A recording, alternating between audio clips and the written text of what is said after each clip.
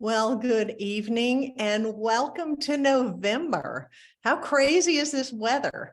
I was outside yesterday and today, essentially in shorts and a t-shirt, working out in the yard. And I thought, okay, this is just too weird. I'm enjoying the fact that I can do some yard work without having to bundle up. But come on, it's November. The kids were out for Halloween in their t-shirts and umbrellas. So I'm ready for some fall weather. How about y'all?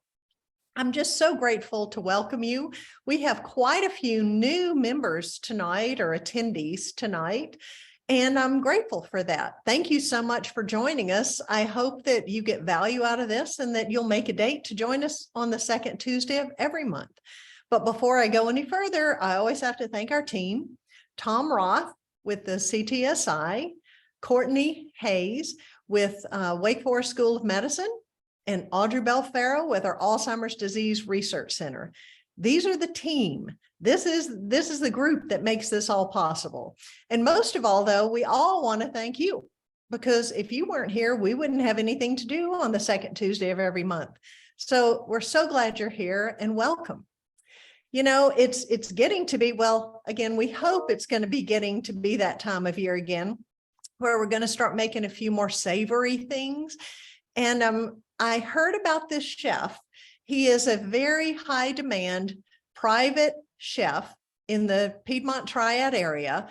And he's also a doctoral student over at Wake Forest School of Medicine, getting his doctorate in molecular biology. And he said that's his passion, and he uses that passion in his cooking as well. So Chef Adi is our chef tonight, and he is going to be making a miso glazed cod with Harissa roasted carrots over with creme fraiche. So it's a whole mouthful to say, but I can promise you I was there for the cooking, and he was gracious enough to share some of this meal with me. So I can promise you it is every bit as delicious as it's going to be beautiful. So Chef Ade, take it away. Thank you, Deb, for the introduction. My name is Ade. I'm really excited to be a part of AgingWell. And today on the menu, we're going to be preparing together a miso glazed cod with Harissa carrots and crème fraîche. So first thing, we're going to blanch our carrots. So this is just rainbow carrots that I purchased. You can get this at your local store or the farmer's market. So you can get the rainbow colored ones, or you can get the really thick one. You don't need to peel them, just kind of cut them in half. And I have some water boiling right here. I'm just gonna throw them in there for about 5 to 8 minutes to get them softened up, and then we're gonna get to that later. Over here, I have some crème fraîche, Harissa, which is a West African pepper spice that I blended together. You can also get that at Trader Joe's, but for this, it's just bird's eye chili, garlic, and garlic salt. All pretty simple ingredients, and you can control the spice level if you're not really into the spice. And I have some chopped scallion over here to dress the carrots with when they're done glazing. And over here for the fish preparation, it's all gonna be a simple glaze. It's gonna be a simple glaze with mirin, which is rice wine vinegar, and I also had a little sugar to it and a little soy sauce. So all this is just straightforward ingredients that you can just prepare. This could also be a one-pan dish if you want to do it that way, because we have the salmon already in the cod already in the pan, and it really cooks quickly if you broil it. So you could have dinner ready in about 20-25 minutes whenever you want to do this. So we're gonna wait on the carrots to get blanched, and we're gonna move over to the next step. Because the fish cooks so quick, it would be better to kind of go in between when the carrots is almost done to start cooking the fish, so we don't have we have a good time with our food. I can show you the Harissa. It's more of a chunky paste right here. It's really fragrant with the garlic and the bird's eye chili, and what we're going to be using this for is for the carrots. So when the carrots is done blanching, we're going to let them dry off, and then we're going to toss them with the harissa and a little cumin and salt, and we're going to roast them all together. And the spice level is going to be perfectly paired with the crème fraîche, because it's going to give you that lightness to it, and it's going to accentuate the flavor of the carrots as well. And then yeah, that's where we are for now. We'll get back to you once we have the carrots out of the water. So we're about to pull the carrots from the boiling water. You know, they were in there for about 5 minutes in salted water. And the reason they were just in there for such a short period of time comparatively is because these carrots are, you know, grown this season, they're fresh. We want to keep them as intact as possible and not get too mushy because we're going to be roasting them for a while. So if they stay in the water for too long, they're going to lose their integrity. And that's when, you know, when you roast it, they're not going to be able to stand up to the heat in the oven. So now that I've gotten them out of the oven, we're going to, you know, let them dry out for a little bit. And before we start, you know, going to the next step of, you know, tossing them with the harissa and the seasoning. So now we're just going to let them sit here in front of this camera, and we'll go to the next step. So the next step is the fish. We're gonna tackle the fish now. So again, we have here a little fillet of like cod, and I'm gonna put this over in a container. So the marinade I was talking to you earlier about is just miso, which is a soybean paste, very healthy, and the fish high in omega-3 and all this fatty acid, which is very good for you. And this marinade also has mirin in it, which is a Japanese cooking liquid. This is definitely flavorful, but it's also very healthy, and you can find them at your local grocery store as well. So we're just gonna pour this marinade over the fish, and we're just gonna sit it over here while we tackle our crème fraîche. So crème fraîche, if you think about sour cream, crème fraîche is very akin to that, and this is important in this recipe because of the spice and the harissa. So this crème fraîche, we're not gonna do too much to it. We're just gonna add a pinch of salt, and this is just to accentuate the flavor so it won't be just bland. We're just gonna add a pinch of salt, and this is gonna go on for serving when we're ready to serve our dish. Just gonna, you know, mix it in, turn it all together, and then. So this is the harissa that we're gonna be tossing our carrot in. So what I have here is a bowl, and I'm gonna be adding 2 tablespoons of this harissa paste in this bowl, and I'm gonna season it with 1 teaspoon of salt,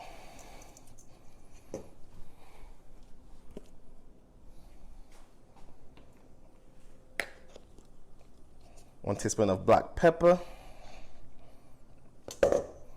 and a pinch of cumin.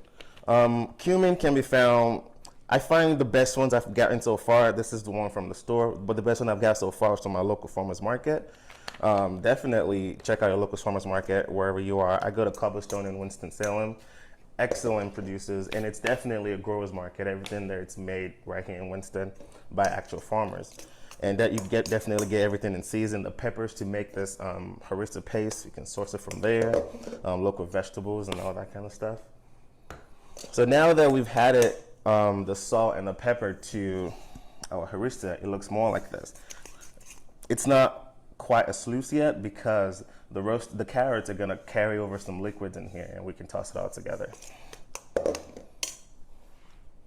And then we're gonna follow that with a little olive oil.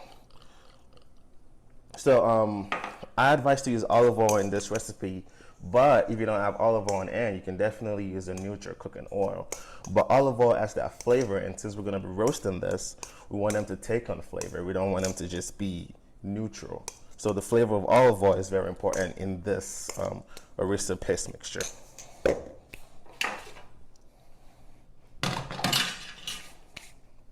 So our carrots have been sitting here for a while. They're not as hot anymore, so we can add them directly into our bowl.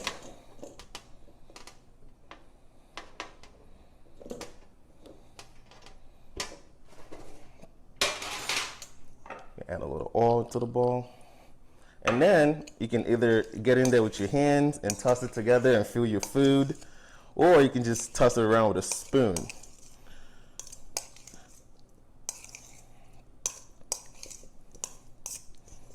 So I'm tossing them around, and they look like this. Everything is coated. Make sure there's no naked carrot. Show every one of them some love.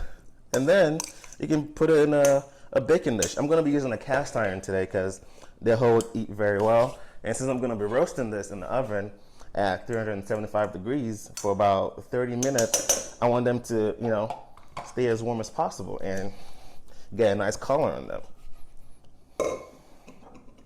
And add a touch of oil to the top because we want them to caramelize, and you know, that's what oil really does in the oven when we roast in a high temperature. So this is what it'll look like. And they're gonna go in the oven for 25 to 30 minutes.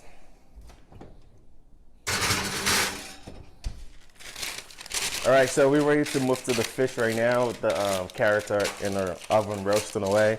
So I got a piece of parchment paper just to line a baking dish.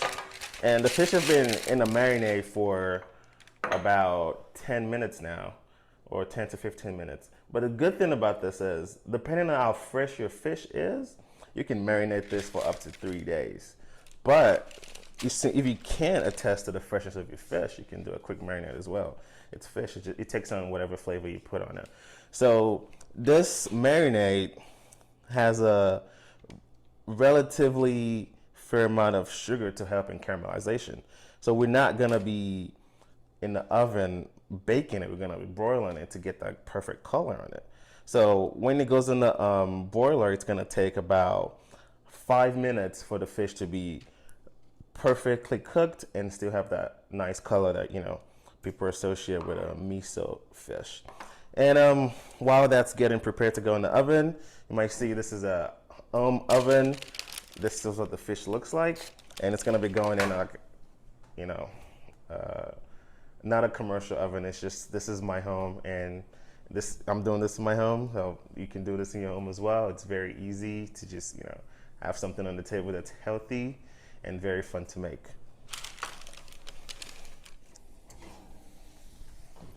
So we're pulling this out. It's been, I think this is a 15-minute mark.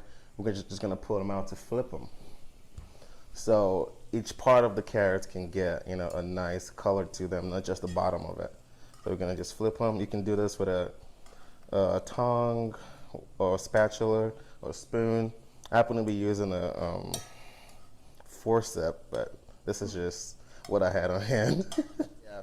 And the reason I'm, you know, drawn to this are because I use them in my daily, you know, research. I'm currently a doctoral student at Wake Forest getting a degree in biomedical science. So I use this a lot in my day-to-day in my experiments in my lab, but this is food grade, so not laboratory grade.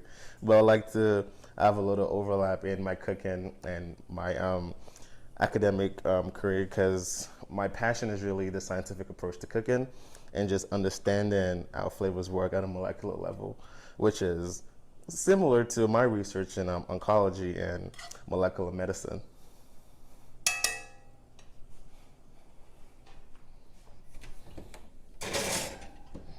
And it goes back in the oven, and then we'll check on that in about another 15 minutes. So here, they're getting a nice roasty color. They're picking up some color in there. We can definitely stop right here, but you can keep going if you want more color in yours, or if you want a little more crunchier on the outside and stuff on the interior. But these carrots are relatively delicate, so if we keep going, they're definitely gonna fall apart. But right here, this is where you want you want the Harissa to be perfectly coated on the carrots, and the oils are not separate and they're all intact. So now we're gonna transfer it to a bowl. Definitely use a heat safe bowl, because they're gonna be hot coming out of the oven. And then we add, this is just chopped up scallion. You can use cilantro or parsley. I add scallions in the end, so I'm gonna be using that. And just kind of toss them. And this is another reason why when you don't want them to be all mushy, because if you toss them and then mush is just gonna fall apart. And then there's always gonna be mistakes. That's the thing about cooking. You can always turn it into mashed puree if that happens, but they're gonna look like this. And then we're gonna get the fish going. That's gonna cook relatively quick, and then we're gonna plate up.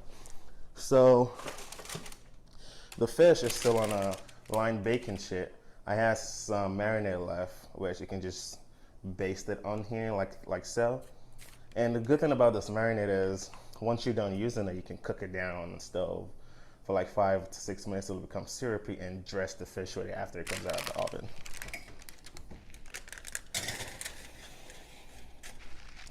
So the fish goes in the broiler for about 6 minutes, but definitely keep an eye on it because every broiler is different, especially not commercial broilers doing this at home. You want to keep an eye on your broiler because sometimes it gets too hot, and we don't want the fish to have like a burnt char to it. We want it to have like a crispy caramelized char on top of it, and which takes about 5 minutes because of the sugar in the marinade.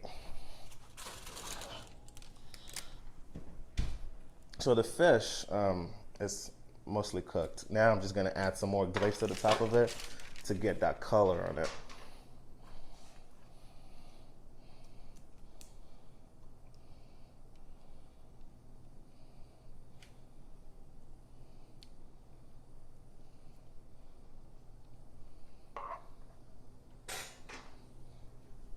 And it goes back in the oven for about a minute more.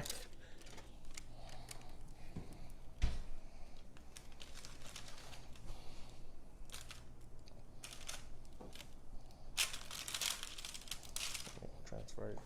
You're gonna transfer the fish over and put it on a plate so it stops cooking.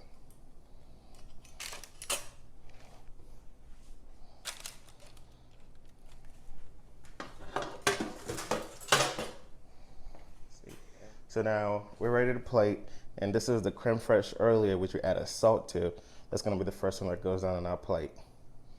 So we're gonna add a little of, like 2 tablespoons of creme fraiche.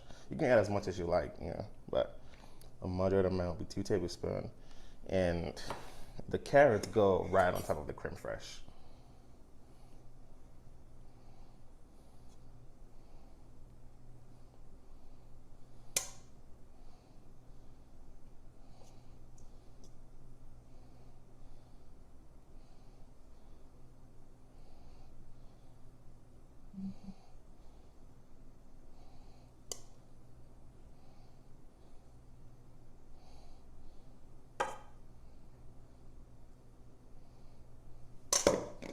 Yeah, instead of the scallions.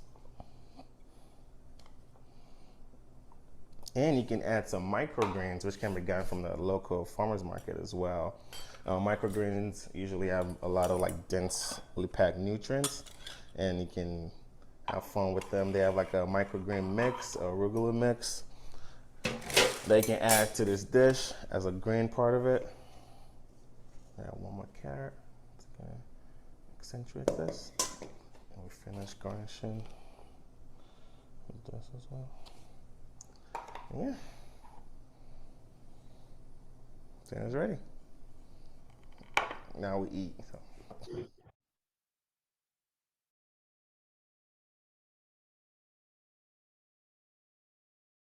This was so much fun shooting this segment. I love all of our chefs, but what I have to say about Chef Adi is that he is so full of joy. This man loves to cook. And he was just tickled to death with the opportunity to share some of these recipes with y'all. A couple questions came in while he was presenting, and it tickles me because, you know, I want to encourage y'all as speakers are talking, please, if you have any questions, enter them in the Q&A section. So the first question was, what does Harissa taste like? It's a very bold flavor. But how, and I will tell you this, it's a very bold flavor, delicious. If you do not like highly spiced food, you might want to back off a little bit, but it's got a very deep, earthy, but bold flavor. However, the crème fraiche that's beneath the carrots with all the flavoring really does. Those flavors together are just absolutely wonderful. And another question was, where can you use a different fish? And if you check the recipe that you got in advance, he says, yes, there's a whole list of other fish that you can use if you don't prefer cod. So, you know, I would check that recipe and then have some fun with it, because it really was absolutely delicious and so very healthy. So anyway, now we're moving on to our next segment. And I don't know if y'all are like me, but I've kind of, now that we're past Halloween, getting ready for Thanksgiving, whether it's just me or entertaining for a crowd, I like my house to look kind of festive. It's fun to dress it up a little bit. We get dressed up for special occasions, so why not dress our house up a little bit? And so a friend of mine, Randy Cox, is the owner of Randy Cox Designs. You may have seen his work at Springhouse Restaurant, out at Renolda House. He was a floral designer out there. So he's very widely known. And when we were chatting about doing this segment, the whole idea was, let's do something very beautiful, but that's maintenance free and achievable by people like me, like us.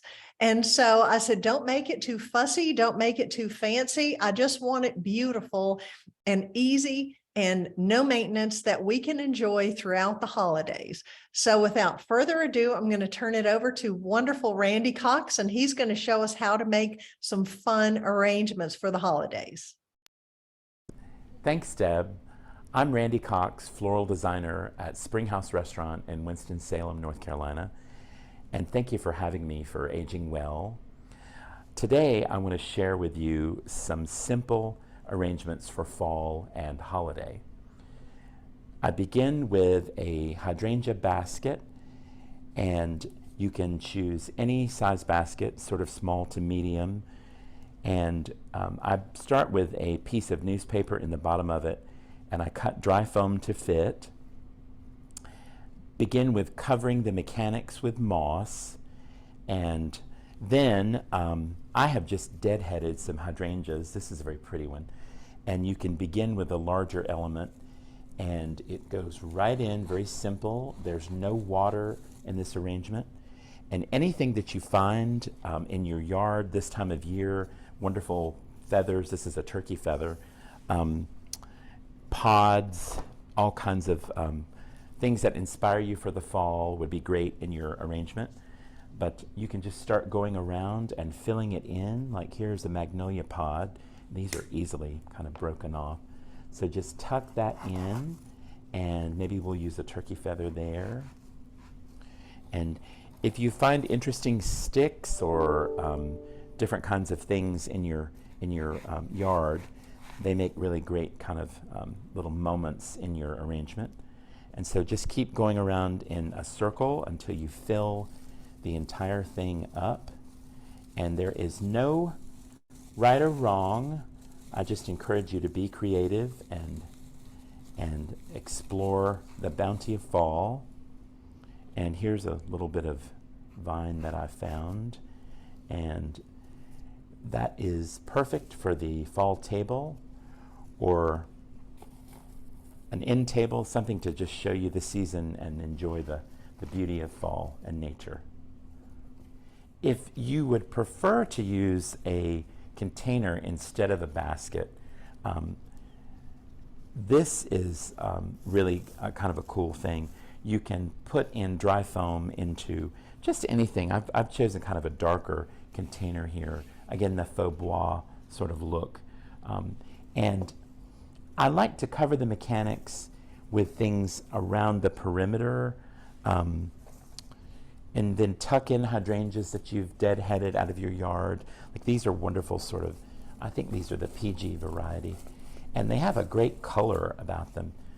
And I've added in wheat and leaves and raffia. And I think this raffia is just, let me show you, it's just tucked in.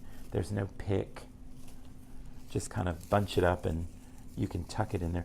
I actually have a little pin, and you can buy these that will, you can bunch it up in there and tuck it into the foam nicely on the side, and it'll go right in there. And so that's kind of a nice look, kind of spilling out of there. But then you can add in some of your found drieds, or even drieds that you've purchased at the craft store. Like here is some cattails and some wheat, and if you want to do like a linear element, but try to cover up any of the mechanics, and you can even tuck things in. And also a great way to preserve a natural arrangement once you've finished it is just you can spray it with hairspray and it'll hold up a little bit longer. So there is a fun medium size, and here is a small. You could even do a couple of them together.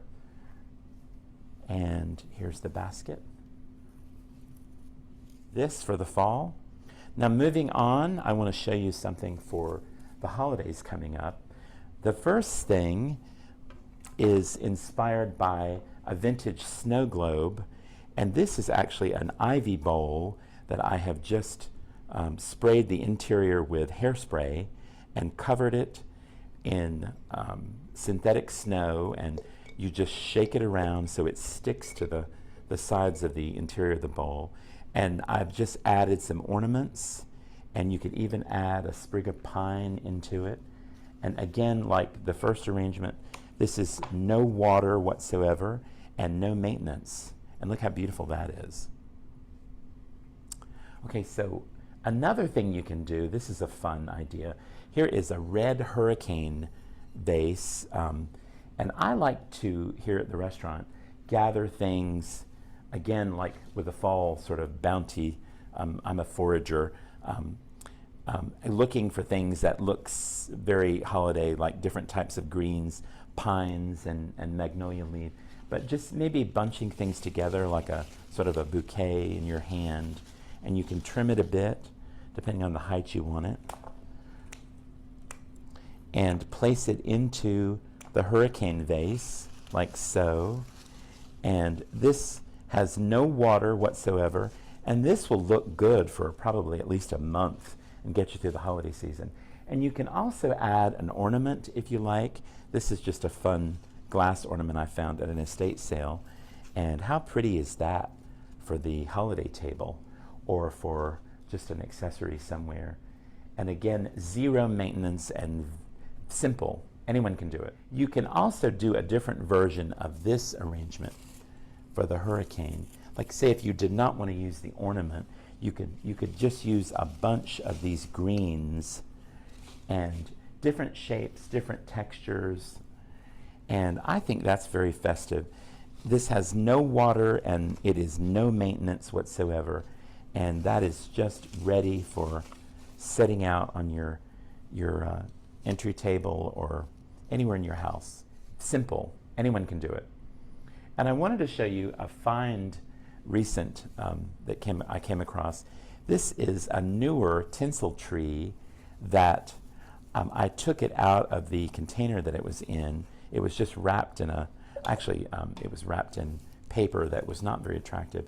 And it was very inexpensive. And I thought this looks so 1920s like we use here at Springhouse. And I put it in a galvanized container, and it looks like an old world tinsel tree, like back from, you know, the 1920s. And so I hope that I've inspired you with all of these things, and have a great season.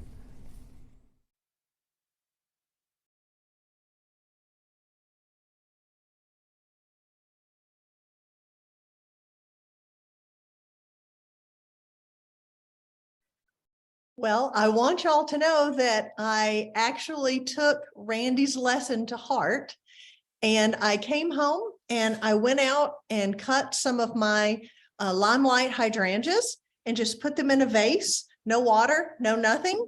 So I want you to know that I practice what I hear and learn on here. So anyway, thank you so much, Randy. You know, when I first walked in and I saw just a pile of greens on the table, I'm thinking, you know, what are you going to do with that? But it was so inspiring to me to know that I can take just basic things that are growing in my yard, or maybe a craft store, inexpensive craft store items. You really can take something very simple and make it beautiful. And I think my favorite lesson that I learned from him is there's no right or wrong. If you like it, it's perfect. So last month, moving on to our education section, last month, remember we talked about bone health and osteoporosis, and it's not just a condition of women, that you gentlemen need to be thinking about it too. And we learned all the ins and outs of it. And so this month, we're kind of doing a 1-2 punch on bone health. We are going to get us some bone health because we have Dr. Karen Kaplan, who's going to be sharing with us ways that we can achieve bone health through exercises, through core strength and balance, and help with our bone health. So anyway, Dr. Kaplan, I'll let you take it away. Hello, everybody. I'm Karen Kaplan, and welcome. There's so many things that exercise can be really beneficial for. And so I'm going to hopefully share some of that while we're actually working out. And all I'm going to ask you to do is find a nice chair. It could be a folding chair. It could be a dining room chair, but something preferably that's got a little bit more of a flat surface. So you've got a really good balance. So I'm going to move back to my chair now, and I hope that maybe you'll join me. All right. If you want to just watch and participate, know that later on this week, some links will be sent out with some, one is going to be a link on a video for chair yoga exercises. All right. I also am sending out a link for an osteoporosis and joint health exercise group that I have over at the Comp Rehab Gym at Atrium Wake Forest Baptist Health. So maybe you'll come and join me in person. All right. So here I go. I'm going to go back and I'm going to give you some alternatives. You don't have to go out and buy anything extra. A lot of these things you might even be able to find in your house. All right. So I'm going to be using a block today, but instead of a block, you could use something like one of these boxed soup containers. You can also use a book. All right. And I'm going to take this block and I'm going to bring it right in between my inner thighs. For very tall and long-legged people, I find that sometimes bringing the block in this direction is a little bit more beneficial because we want to activate these inner thigh muscles.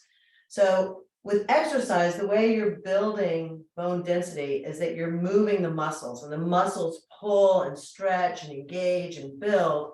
And that stimulates the bone because the bone is not just this flat, dead, engagement or opportunity, as Ann King explained. So that by stretching and pulling on those bones, we're stimulating that cellular release. All right. So just by simply doing this, we're engaging in the inner line of our thighs and we're starting to build core strength because these muscles have a direct correlation with core. And then I want to reach over and I'm going to grab a strap. But again, you don't have to have a yoga strap. You could use a scarf. All right. You could use a belt. You could even use a towel if you wanted to. All right. So these are all things that you could use that would be really helpful. You're already engaging in weight bearing here, which again is really beneficial for building bone density. And then we're going to take the strap and we're going to bring it out in front of us. All right. And then from here, you're going to slowly lift the strap up. And you're going to slowly lower it down. And why do I stress slowly? Because it's not about the number of reps. It's about creating and using and feeling the muscles that we want to use. Inhaling to lift, exhaling to lower, keeping the belly engaged back towards the spine. Slow and steady. I usually think in terms of 5 to 8 reps. Maybe you do 2 sets. All right. Listen to your body. In this position, I'm keeping my pinkies wrapping forward. So I've got external rotation of the arms, which is really beneficial so that you don't tear into the rotators. They're stabilizing muscles, not strength muscles. And when we're lifting, we're using the triceps to lift, not so much the deltoid muscles and biceps, but we're lifting from underneath so that we build this beautiful engagement into the arms.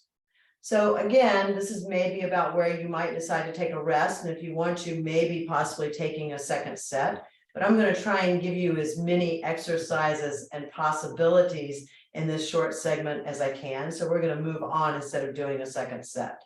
So the next time you lift, and again, you may not lift all the way up. All right. I'm sure many of you possibly already have some shoulder issues. I came to yoga because of an accident that I had and a really bad shoulder injury. And over time, what I found was that yoga was able to help me unlock those things, which is one of the benefits. So if you do have injury in some of the joints, just simply holding, and maybe you're holding here in line with your chest, but simply holding a strap can be really, really helpful just to build some muscular strength and again to stimulate that bone density. All right. Maybe holding again 5, maybe 8 breaths, and then lowering it back and down. All right. The other opportunity that you could do would be either to go back to your soup boxes, all right, and hold those aloft, which are going to be a little bit heavier than a strap. And again, I would either hold them straight up and down or maybe to the side so that you've got that external rotation, holding something like this. Obviously, there's other opportunities with different sizes of cans that you can do and use instead of the belt, the scarf, or a strap. All right. Going back to holding aloft, we're going to hold aloft. And again, maybe you're down here, maybe you're a little bit higher. And then I want you to focus on moving the rib cage. So we're going to keep the navel drawing back. Again, we're building lots of core strength with a blocks engagement here or a books engagement in between the thighs. And then keeping that navel back and in towards the spine, we're going to slowly turn the ribs over and towards the side. And then as we drop that left hand down, we're going to let the right arm lift up. I'm mirroring you. So if you're thinking she's not lowering her left arm, I'm mirroring you because I'm facing you. So if you want to follow me and you have that engineer's brain, I completely understand. And we're just finding a little bit of a twisting side bend here. Again, building a little bit of tension and stimulating those bones. There's so many benefits to exercise though. Exercise both brings you into a little bit of uncomfortableness, especially when you first start. You don't want to be in pain, but you're challenging yourself if you're just beginning to exercise. And now we're going to turn in the opposite direction. And in this case, with my mirroring you, you're going to drop your right hand down and lift your left arm up. But as we become a little bit uncomfortable, we learn that we can be comfortable in being uncomfortable. And as you all know, life's like that. We often are challenged to be in uncomfortable situations. And by doing that and exercising, we teach ourselves that when those times come, that we can face anything. All right, lowering the strap back and down, taking a break. We're going to set the strap aside for right now. All right, we're going to do a little bit more tricep work. The other benefit for exercise is it brings us in connection with our breath. And one of the things that happens for many of us is that we stop really paying attention to our breath because it happens automatically. But if we can start to build and deepen our inhales and our inhales feed us with energy and give us that energy to do things we don't think that we have the energy to do. It also exhales, lets us release and let go of stress. So you might take your block or your book, all right, or your soup box and bring it here in front of you. Now, what's really important here is that a lot of us are going to want to do this. And I want you to wrap your elbows in towards each other so that you're going to keep those shoulder blades hugging the upper back. And you're sitting up really tall. And then we're just simply going to extend the block forward. And then we're going to rebend. And we're going to extend the block forward. And we're going to rebend. And we're going to extend the block forward. And we're going to rebend. And again, this is like maybe 5, maybe 8 reps. Again, listen to your body. You should not feel this in your neck or your upper back. And you should be feeling this predominantly in the triceps, underneath the upper arm bones. If you want a little bit more challenge, eventually over time, you may reach the block up higher and work there. All right. But again, I want you to resist the urge, and I'm going to lower the block for right now. I don't want you to lift and do this, because this you're holding in your upper back, your shoulders and your neck, and I can feel it right in the back of my thoracic spine. So you want to work in a place where you can keep the shoulders down and feel that engagement. Again, you're trying to feel it right here underneath the arm and into the upper back. Now, in this case, I'm going to actually switch over for a little bit of variety. I've already mentioned that you could use soup cans. So the other way to build strength is to take a soup can and maybe you lift the soup can up and you lower it down. And you lift the soup can up and you lower it down. And you lift it and you lower it and you lift it, and you lower it. And I'm just gonna do the opposite side so that I can stay even, and I hope you will too. All right, you're gonna lift it up and lower it down. Notice my elbow is basically staying in the same plane as my shoulder. It's going higher than my shoulder. And again, you may not lift as high as I am. Listen to your body. All right, maybe you're only lifting partially, but you do want to try and be as even as possible. And if you have a shoulder injury, then you may only lift partially on one side and you're able to lift a little higher on the other, and that's okay. But you do want to try and even out as much as possible. Sticking with the soup can and going back into my mirrored left hand, a little bit of a bicep curl. So again, you may go to the gym, and that's fantastic. I'd love for you to come over to the gym at Wake Forest Baptist Health Comp Rehab over on Miller Street and see me or some of the other amazing trainers that we have there. And you can use either the fitness equipment or the weights, or maybe you meet with one of us, or you take one of the classes with me or some of the other people that teach a lot of different things. But these are things that you can do at home. You could do this while you're watching television. And again, by learning to connect with your breath, you're going to learn to regulate your heart rate as well. So when we learn to deepen and fill ourselves with a nice full inhale and exhale, switching over into the right hand, then we're really teaching our body to deal with stress. We're teaching our body how to deal with those times when we get kind of anxious, even when we're out in the world, not just when we're exercising. Keep breathing, inhaling in and exhaling out.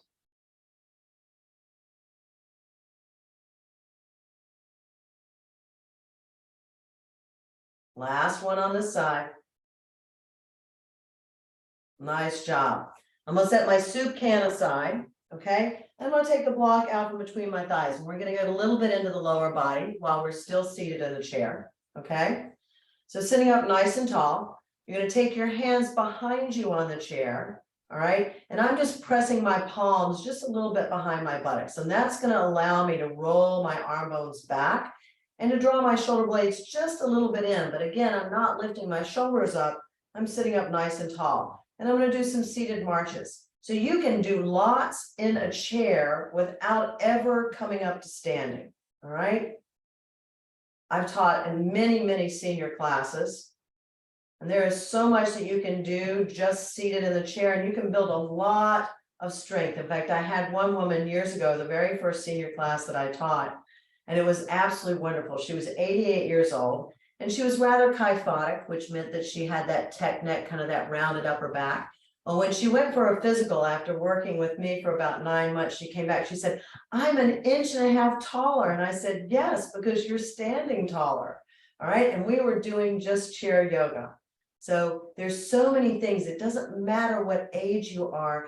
Exercise can be so beneficial. It also builds your confidence when you are out in the world, whether you're confined to a wheelchair or you're walking around. It's going to build your confidence because you're setting goals and you're accomplishing something and you're focusing on something positive rather than just kind of sitting in isolation and being in the negative. All right, so we're going to add on to our marching here, and I'm just going to slide my blocks out of the way so that you can see what's going on. So again, you're going to keep your hands behind. You're going to sit up nice and tall. We're going to lift the leg, and you're going to extend the lever of your leg forward. And then you're going to rebend the knee, and you're going to set it down. And you're going to lift, and you're going to extend. And you're going to rebend and set it down.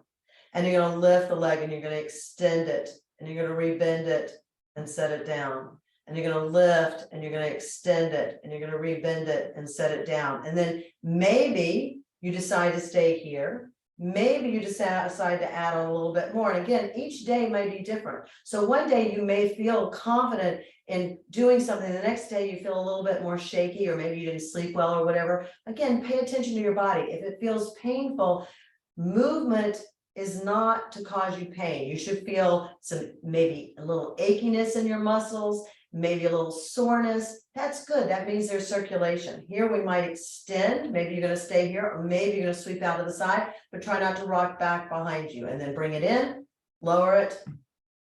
All right, lift it, extend it, sweep, bring it in, bend it, and lower it down. Lift it, extend it, sweep, bring it in and lower it down. Lift it, extend it, sweep, bring it in, lower it down. All right, last one in this, lift, extend, sweep, bring it in, bend it and lower it down. Lift, extend, sweep, bring it in and lower it down. All right, and then we're going to widen our legs out. Here, I want you to make sure that you keep your toes and knees in line. So you don't want to do a scarecrow kind of thing. All right, go this way. All right, you don't want to have your toes turning out and your knees dropping in, or your toes turning out and your knees dropping out. All right, so you want to try and get your toes directly in line with your knees. So you're going to protect the knee joint as well as the ankle joint. And then we're going to hinge a little bit forward and we're going to twist slightly again over towards the side.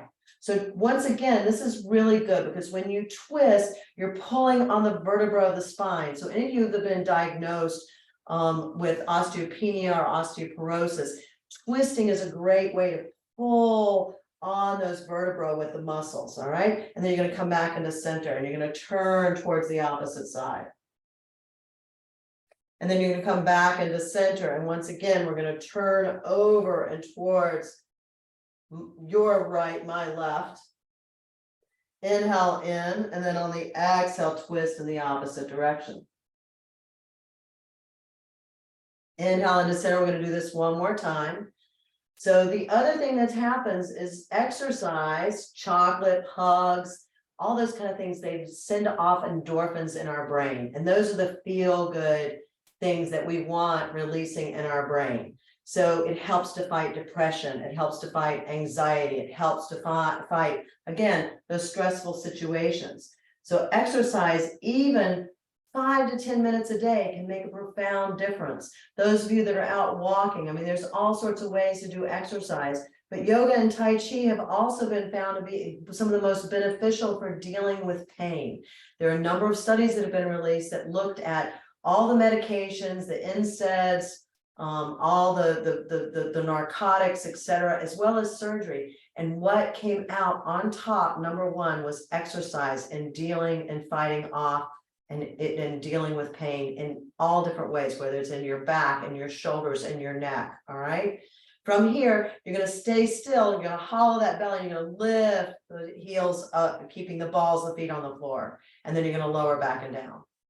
And then you're going to lift the heels. You should be feeling these muscles right in here, adductors, again, where we were using the block, or maybe you're using a book earlier, they feed directly into the lower abdominals and lower down. And then you're going to lift. And you're going to lower. All right. We're going to do a little stretch here. You're going to slide your right leg out.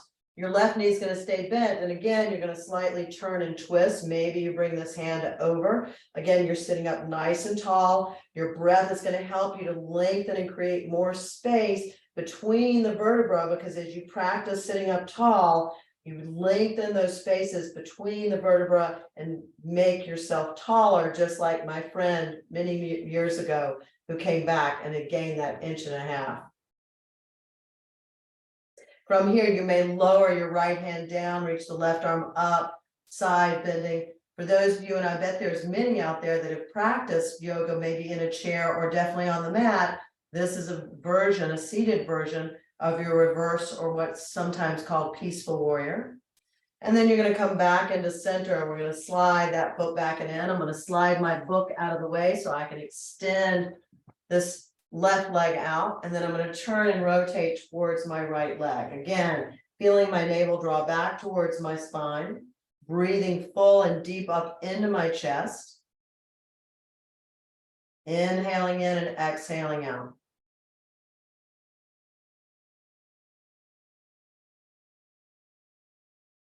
And then maybe you try that peaceful warrior, sliding that left arm down the leg, reaching the right arm up.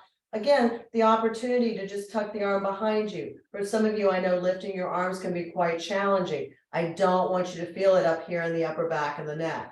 So you have a choice. Always, always you have a choice. And then coming back and forward. Now I'm going to move up into standing once I draw this leg back and in. And I hope that maybe you'll follow me. But again, These are some things that you could do still seated in a chair. And I'll show you how that might look before I come to a full standing position behind the chair. So if you were to stay in your chair, you might turn your chair to the side and you come over and you would sit at the edge of it on the side. And then you might slide this leg back, or maybe it even slides a little bit farther. And this foot stays on the floor. So again, you're staying seated in the chair and you're already in a lunge. All right, this helps to open up the front of the thigh and to get stimulation further into the pelvis. I'm going to come up to standing for some of you that are able to do so. And I'm just going to move behind the back of the chair. So we do want to practice balance, but we don't want to practice balance and put ourselves in possibility of falling. So I often like to come behind a chair.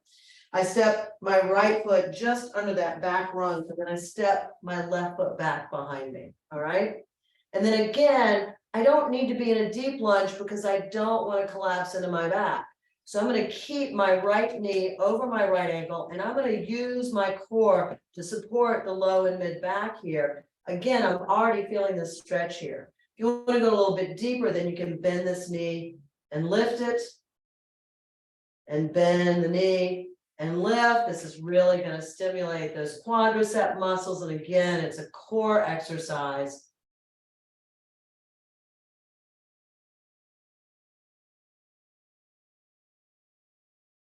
Keep your breath going. If you're holding your breath, and your body's not going to find the energy that it needs to do this. So I draw my feet together, and then I'm going to switch to the other side, bring the left leg forward and the right leg back.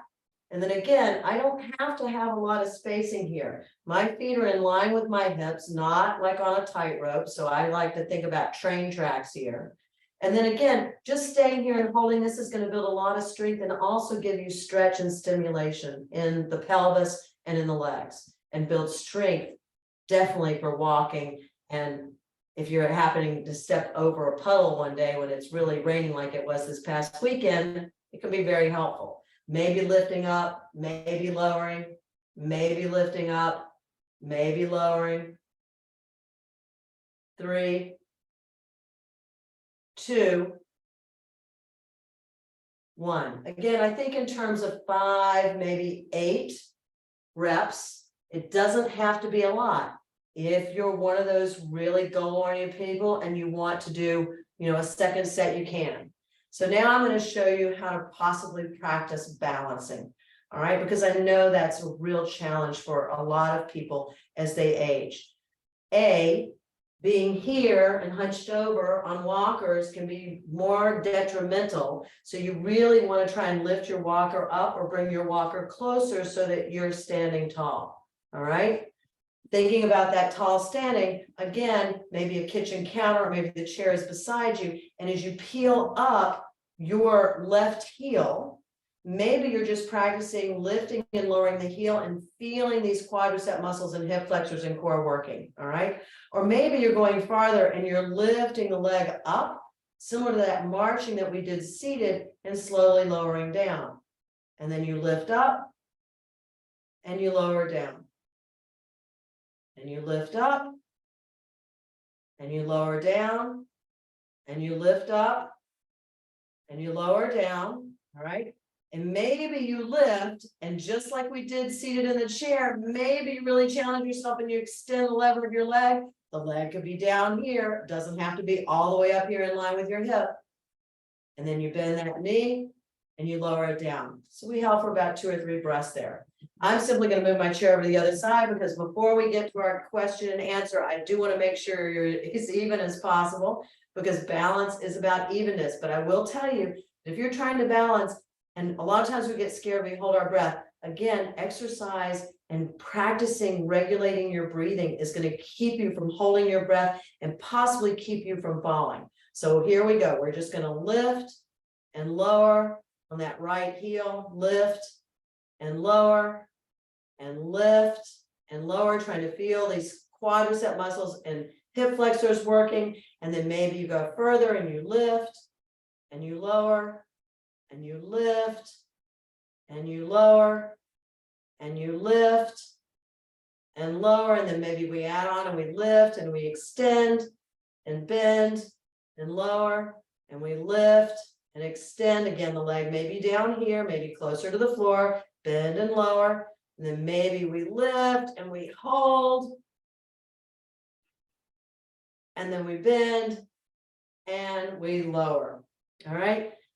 So that's a great workout for, we did about 25 minutes. All right. You could make maybe it only be 10 or 15. Again, any amount of exercise that you can get, even 5-10 minutes a day, can be hugely, hugely beneficial. Deb? I am here, and we have gotten one question so far.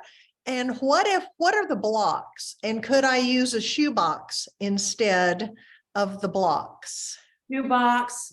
I've got one client, and she's got like one of the Amazon boxes that was about that size. My blocks are cork, so they have more weight. One of the links that I'm going to have sent out through Deb this week actually gives you a link to some recycled foam blocks. So the cork blocks, which are on the same website as the foam blocks, are going to have more weight, but a lot of people like to have the foam because they find those a little bit more versatile. I like the cork because it adds a little bit more weight. They're roughly between about 2.5 to 3 pounds. So again, I use them instead of using the traditional weights. Because what I appreciated was using things that we probably already have around our home. So that's nice that I don't have to go out and order something or order it off Amazon or something. I can use what I have. So one thing that I know that we always talk about is before anyone starts any type of exercise routine, have that conversation with your healthcare provider and just make sure that you are, that you are good to go. Wouldn't you agree? Almost definitely. I mean, one of the things that you do want to check with your doctor, all right? Because that's foremost. The other thing, if you take note, I didn't do any forward folding, all right? So with osteoporosis and osteopenia, you really want to avoid forward folding because it puts too much strain on the back. What little bit that we did come forward is not going to put that kind of strain on the back. And especially if you build the core strength, that's going to give you support in the spine. But you do want to make sure that anything that you're doing is okayed by your physician. But most of the exercises that we were doing today, again, especially when you're seated, it's going to elevate your breathing maybe just a little bit in your heart rate. But, if you're doing anything any more strenuous or you decide to use something heavier or anything like that, you really want to make sure with your physician that you're approved and it's okay. Because when you say forward folding, is that just bending over forward? Or even bending over, all right? Or if you were standing, bending over like this is really stressful and can contribute a lot to what's called fragility fractures in the spinal column in the individual vertebra. And so we really don't want to do a lot of forward folding. So I didn't bring one up. I actually have one here in my house, but if you've got one of those long handles with the pincers, the little pincers on the end of it, those are really helpful to have around the house, no matter what age you are. Yeah. That way you don't have to stoop down and pick something up. You can squeeze the little handle and pick it right up. Love it. Okay, we have another question. Is 30 minutes sufficient for a session? How many times a week do you recommend? So 30 minutes would be awesome. All right. Again, as I said, I try to build it so that these are things that you could do. As I mentioned during our workout, you could do these while you're watching television. All right. These are things that you could just have some of those soup cans or something nearby and do some arm movement and stuff like that. You could also do some of that marching possibly. But 30 minutes would be absolutely awesome. And ideally, at least 3, possibly 4 times a week would be, really helpful, because the more exercise you get, the more you're going to regulate your breathing, the more endorphins you're going to release into your brain, the more you're going to stimulate that bone density, so that some of you that have that osteoporosis and osteopenia are going to be able to start to fill in some of those Swiss cheese holes. But anytime we have muscle burns a lot more calories. So, you know, than fat does, or muscles that are underused. And again, as I stress, pain, any way to alleviate pain, the best way to do it is with movement. So those are some of my best recommendations. And again, this is for most everybody, as long as it's okayed by your physician. And we have another question. If you have osteoporosis, will base of spine stop hurting in time? If you build core strength and you do very gentle stretching, again, with the okay from your physician, and again, trying not to do a lot of forward flexing. And a lot of us, even when we stand, have a tendency to be a little bit in forward flexion. So you really want to practice that sitting up really nice and tall. And over time, it will start to alleviate that pain.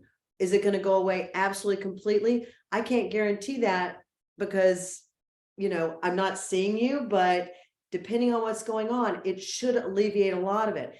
Exercise is a great distraction as well, because it takes us out. A lot of times when we sit and try and avoid pain, we don't realize this, but our muscles are starting to kind of atrophy, and they get tight and they're not supple. So gentle movement, whether it's strength building and the stretching, is going to get more circulation in there. And when blood flows in there, that often starts to bring more suppleness into the muscles and alleviate some of that pain. A lot of times when we're just sitting still and we're trying to avoid it, we're actually contributing, and our brain gets kind of stuck in this cycle, and it's like pain, pain, pain, pain, and it's hard for us to get out of.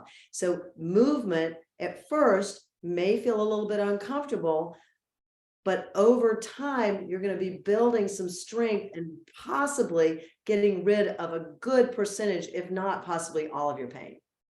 What exercises are best if you have osteopenia? So any of the exercises that we just did, one of the links that's going to be sent out later this week also has, it's a site that has some really excellent chair yoga videos. All right. So again, any type of exercises, anything where you're weight bearing. And again, weight bearing can be just lifting and holding your arms, or lifting and lowering them with or without a strap. All right. Again, we demonstrated it with soup cans, etc. The gentle marching, any of the things that we were just doing, those were all exercises that you would find me doing during the course of the series of osteoporosis joint mobility series exercises that I do on Fridays at the Atrium Wake Forest Baptist Health Comp Rehab Gym. So one of the questions is how to access your classes. So will that be part of your follow-up notes? That is, the link is going to be right there in the notes that are going to be sent out later on this week. And I hope maybe I'll see you. Yay. Well, one comment, and I love this, is motion is lotion. That's awesome. I like that. It starts with that first step. That's right. And this is kind of a follow-up question to an earlier one. Is there any exercise that builds the bone that's painful when you bend from the waist? So I don't quite understand. So what I'm suggesting, if I understand this correctly, because I'm not quite sure I completely understand it, but if you bend at the waist, that's part of that strain on your back. So I'm really recommending in most all of your workouts that you're trying to sit up as tall as possible and not hinge forward from the hip crease or from the waist. You're still going to be able to build bone density. So with some of those twists that we were doing, bringing the hands behind the back and doing some back bending by lifting and drawing the chest skyward, any of those kind of things, anything that we did today are really good to help build that bone density. But again, it's really one of the things that you will find across the board that is not recommended is forward folding in any way, shape, or form if you have osteopenia or osteoporosis. Perfect. Well, Karen, thank you so much. I mean, this has been very, very powerful for me, and I hope it has been for everyone who's joining us. And the best part, remember, is following up all of these presentations, we send you the link so that you can go back and have this video for reference. You will have all of Karen's notes. And if you have any questions, just let me know and we will get them answered for you. I want to make a date with you for December. Actually, December 13th is going to be our next Aging Well. And I don't know how many of you watched the Today Show, but last week during the segment called The Third Hour, one of our very own Atrium Health Wake Forest Baptist School of Medicine researchers, Dr. Laura Baker, who is the deputy director of our Alzheimer's Disease Research Center, was interviewed on the Today Show. And she was talking about, I mean, I'm hearing a drumbeat about movement and exercise, because she was talking about how exercise is good for brain health. And so, you know, I just don't find an excuse that we should not be moving, just being physically active. So please make a date. Karen, thank you so much for sharing what you did tonight. We're going to keep this conversation going next month, talking about how exercise is good for our brain health. And until then, I hope you have a safe and wonderful Thanksgiving. And I'll see you again in December, if not before. Thanks a lot.